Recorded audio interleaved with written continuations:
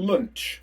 The second category of ingestion that I'm going to cover is the middle of the day meal, lunch or dinner, or whatever you call it, which, similar to breakfast, is often seen in a very specific way. If we're at home, it's maybe a sit down meal on a plate.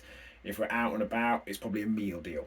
It's a sandwich or similar, a wrap, a salad pot, a drink, and an additional thing like a pack of crisps, a chocolate bar, etc.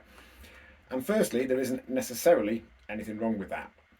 There's two things we could look at there. Firstly, we could just have whatever we want within a meal deal or that kind of meal and make the average of the week work. And or we can just make a good choice of that option.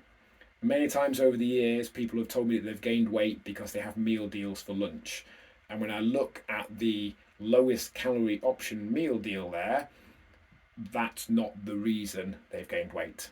They've gained weight because that and everything else they've consumed has led to a calorie surplus. And often, because in their head they're failing by having a meal deal because they're not eating healthily, they then make an even more difficult to average out choice. We could have the smaller sandwich or wrap with a fruit thing and a 0 calorie drink for a total of a few hundred calories. Or we could have the giant sandwich with several fillings, the high calorie content energy drink, and the pack of crisps for several hundred calories. One of those is much easier to average out. Or we could have something completely different.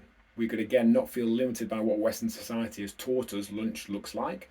We can eat anything we like. We could take things with us. We could make more of another meal and leave it in Tupperware or on a plate in the fridge. Again, the key is that if the choice you make enables you to create an average that takes you in the right direction, whether that be purely from a calorie perspective or a general health and vitamins and minerals and what have you, then that's brilliant. Carry on. If it doesn't, question what we could do instead that would.